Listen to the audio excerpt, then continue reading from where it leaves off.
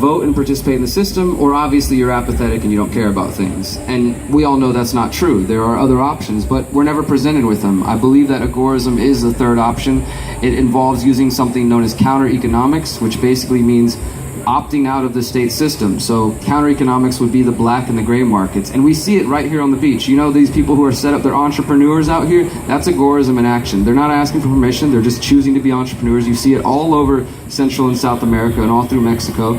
And in the States, it's a lot harder to do that. You know, there's a lot of regulations and barriers to entry for the average worker, and especially the poorest among us, to enter into the marketplace, to create new concepts, whether they're permaculture or otherwise.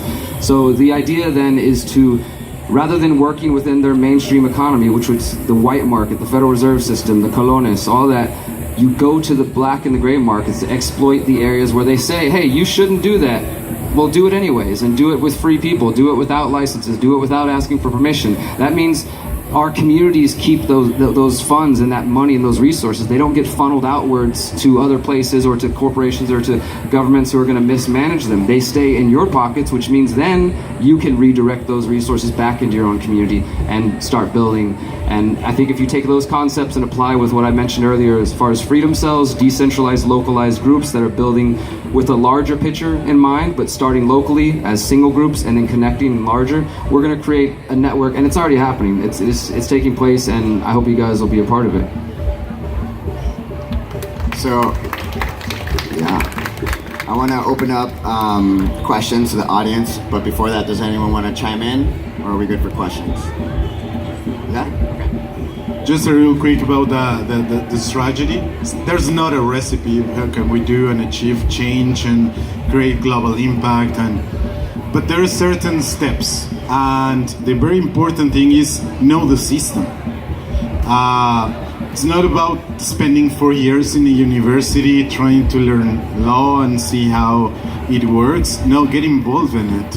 It is not that complex. Once you start to see it, it's just like a chess game. You first gotta learn it, and then you learn a strategy. And how it goes, you start to become a better person to make strategist. And those are the first steps.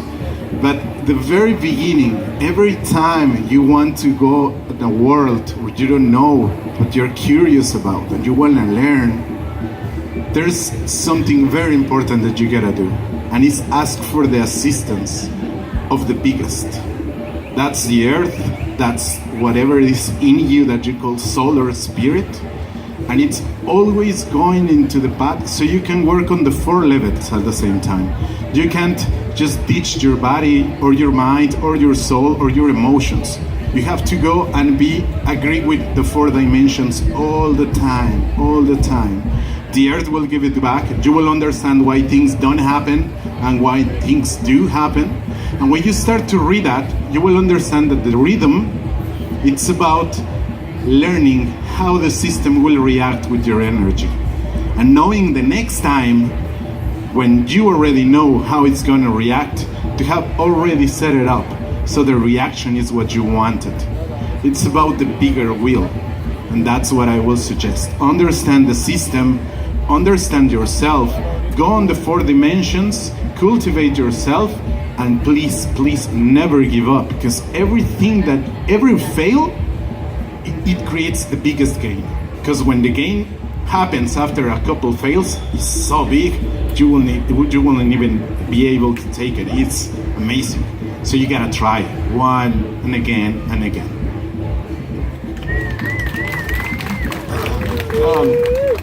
So I got involved in my own little small project and really felt empowered, and like you're saying down there, like getting engaged and not waiting for government to tell me what to do, not waiting for these things. But through this, I was sitting in a little beautiful space that we created with our friends and family.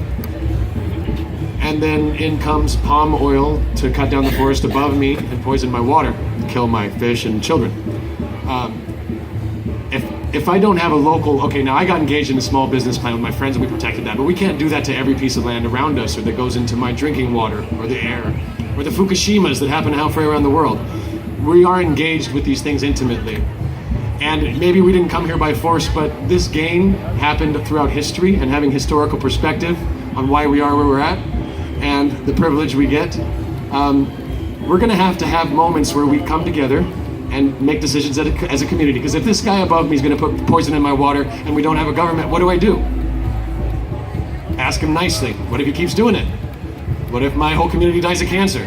Like, it's a war going on against my community at his freedoms, at his expense of his freedom to me. So I had to get engaged and build bigger government with my local friends and family and neighbors. So I'm skeptical of the power of the systems anytime power is concentrated, but I'm not skeptical of what people are possible, what we can do. And in our small groups, we make good decisions. And when we see people in our community and we interact with them, we tend to make better decisions. We tend to treat them better. We're very disconnected now, and there's tons of problems in the social aspect that are creating this problem to begin with. We feel isolated. We feel like no one feels like we do. But when you look at the numbers, most of Americans want change on global climate change right now. Like 75% want it now.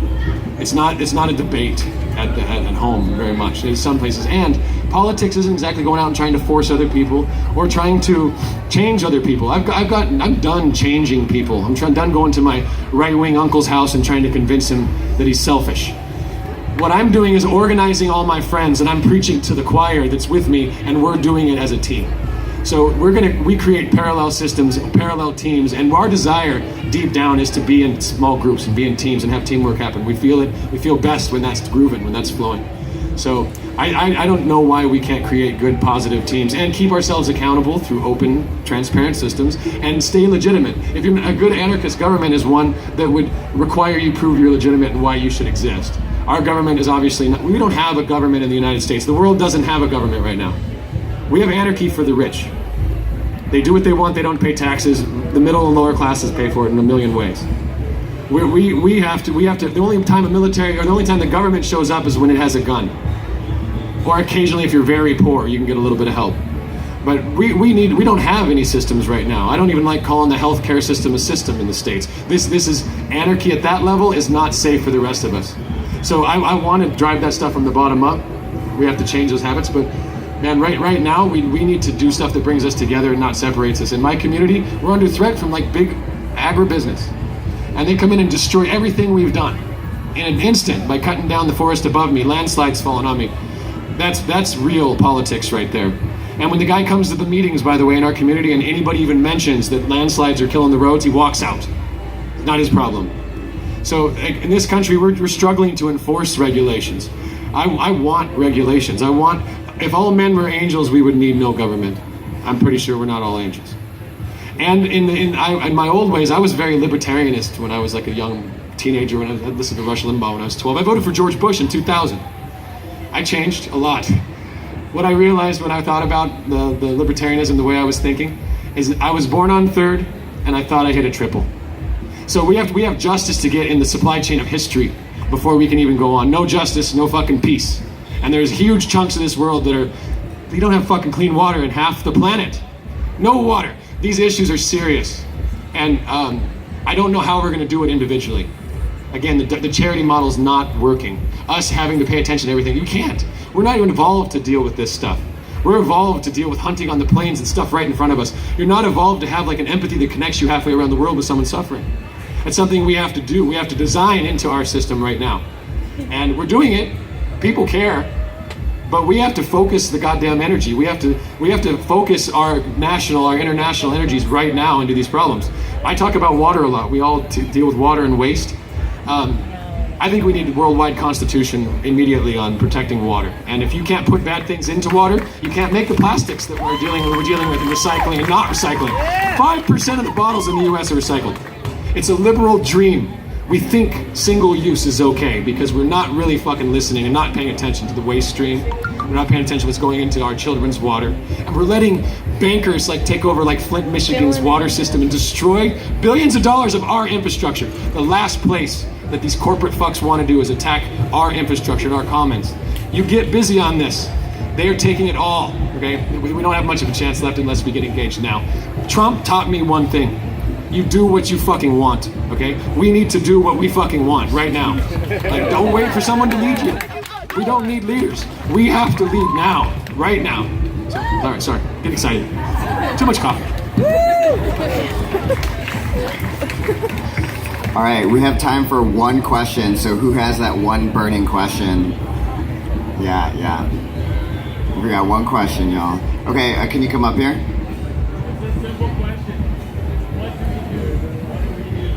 Okay, so he's asking, what do we do? And I'll sprinkle in a little bit on top of that question of, let's say I wanted to get involved in local policy changes or local government, regional, national, like what are the literal, specific or tangible positions that I might go after? So yeah, anyone want to answer? What do we do is, I think, was your specific question, right?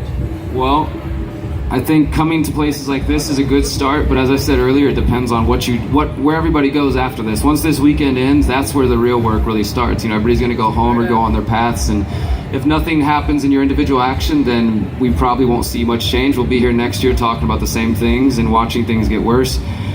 Just a couple of things that I think you can do. The themes I've been trying to suggest, which are decentralized, localized organization, but not only as just autonomous, powerful individuals, but recognizing that you're surrounded by other powerful individuals, collaborating together, working together, actually having conversations. And something else I think that's important, and this I think gets maybe more to some of the more esoteric side of things, is taking a self-assessment, a personal self-assessment of what principles guide you as an individual. I find that many people don't know what a principle is, let alone what principles guide them in their daily actions. As many of us say we want to save the environment, we want to save the waters, we want to stop this or do that, but then you look at your personal habits and maybe they don't align with your stated goals. And when you can see those inconsistencies, it's not about judging anybody or being harsh on yourself, but deciding, do I actually want to achieve these goals I've stated? Do I actually want to change the world for the better? Do I actually want to leave it, better for the 7 generations? Or is it just something you talk about with your friends, something to complain about? It can be that. If you find yourself just sitting around complaining and just bitching with your friends, get up and do something else. Get involved, actually start talking to people. And I think even if we're talking about local politics or just politics between people, the emphasis here is localization. I've spent my time banging my head against the wall, going to city council, being ignored by mayors, both as an activist and as a journalist. I've literally had to follow and chase my mayor around the city of Houston to get her to answer questions, and had myself, blacklisted from events by the Houston police chief for trying to get them to confront various issues ranging from the environmental to police violence. And my experience, and maybe it's just because I'm from a big city in Houston, they're not interested in really achieving, you go through all the official channels, and I've seen people run for office and get turned down. It's a big club and you're not in it. And I just want to emphasize, does anybody here know who John Trudell was? He died a couple years ago. He's a great radical native activist, very big inspiration of mine. And he just such a positive example in so many ways, but he said we can't use the tools of the oppressor to try to change the oppressor's game. They provide you the board game, and they create the rules and say everything is acceptable within the confines of this, but don't dare think outside of this box. I'm asking you guys to think outside of that box and to start considering different options. Don't just play with the tools that they give you, because otherwise you're playing their game. We need to create our own new game, and I think that is if it's political in the sense of government, it's definitely local. As I said, I've had my own frustrations and limits with that, but they've had some success, and we're coming from different places. So try that if that works. That doesn't mean you can't also go build the community gardens. Get to know your neighbors. Use the decentralized tools that exist. Because the truth is, we need to know each other. It's not just the environment that's being destroyed. If you live in the United States, there is a police and a surveillance state being built and erected right now. I mean, they're working to strip away your freedoms in many different ways, as well as damaging the Mother Earth.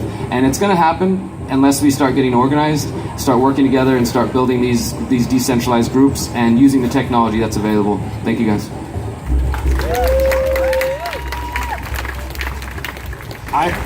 Find something you love and act on it.